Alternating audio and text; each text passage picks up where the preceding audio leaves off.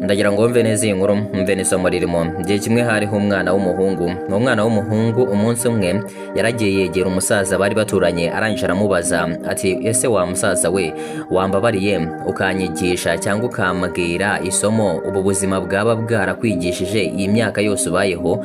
Umusaza arangije abwira umwana ati wa mwana we, muri aka kanya rwose sende muri mudu nziza ku buryo navuga ibyo. Umwana ati byagenze bitese? Umusaza ati ubu simeze neza rwose, inka yanjye irarwaye imeze nabi kuva ejo rwose, inka yanjye irahaka, nari nzi ko igiye kubyara neza kuva ejo ariko n'ubu ntirabyara, iri mu bubabare bukomeye. Ati kandi rwose sinzi ibijyanye n'amatungo cyane ku buryo namenye icyo nayikorera. Umusaza ati ariko ubu ngubu fasha ibitekerezo by'abandi bantu sinamenya icyo nayikorera. Umwana ati byashoboka nabyo wenda ntawamenya. Umusaza arangije abwira wa mwana ati none se nagusaba agafaveri gato? Umwana ati nta kibazo rwose wakansaba. Umusaza ati genda undebera abantu nka 4 ubambarize icyo kibazo, ubambarize n'uburyo byakemukamo.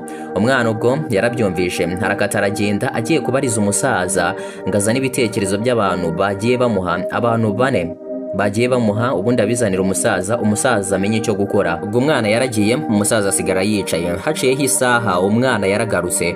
Umwana agarutse abwira umusaza ati nabashije kubaza abantu bose bagera muri 4 nk'uko wabimbwiye.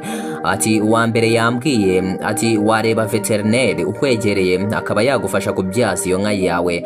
Ati undi arambwira ati wareka iyo nka yawe ikibyaza bya kamere nta kindi uyikozeho. Undi wa gatatu arambwira ati wayibaga iyo nka yawe, wayibaga hakiri kare itarapfa, ukagurisha izo nyama zayo ugakuramo amafaranga itarapfa. Uwa kane nawe yambwiye ati wakoresha ukuboko kwawe, ugakoresha amaboko yawe, ugashyira ukuboko kwawe mu nda y'iyo nka, ubundi ugakoresha ukuboko kwawe uyibyaza. Umusaza arangije abaza wa mwana ati aha none bose baguhaye ibitekerezo bigiye bitandukanye, ati ese wa mwana we wowe urumva twakoresha ikihe muri ibyo byose? Umwana arangije aravuga ati nge rwose ibyo bitekerezo byose bamaye biratandukanye cyane, ndetse yewe byantera n'ihurizo. Ati ariko icyo cyambere cyaba ari cyiza rwose kubera ko nta bumenyi ubifiteho, wareba veterineri ubundi akabigufashamo, veterineri ubizobereyemo.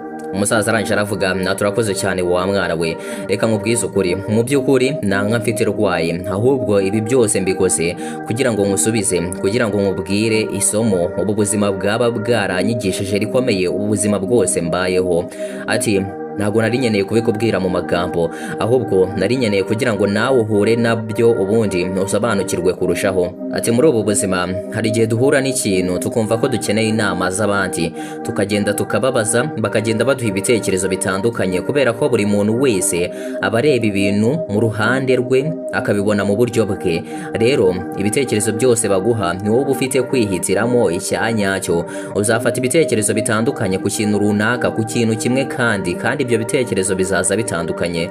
Rero kuri icyo kintu niho ugomba gushishoza ukamenya icyanyacyo ugomba guhitamo muri ibyo bitekerezo byose bagiye baguha. Umusaza iryo ni ryo somo ubuzima bwari bwaramwigishije rikomeye cyane. Rero aka gakuru ni keza, natwe dushobora kuba twakuramo imisomo kandi rikomeye cyane. Burya nibyo muri ubu buzima hari igihe duhura n'ikintu tukumva ko tugomba gusaba ibitekerezo bivuye ku bandi, nibyo tukabasaba ibitekerezo bakaduha ibitekerezo byinshi ndetse bigiye bitandukanye.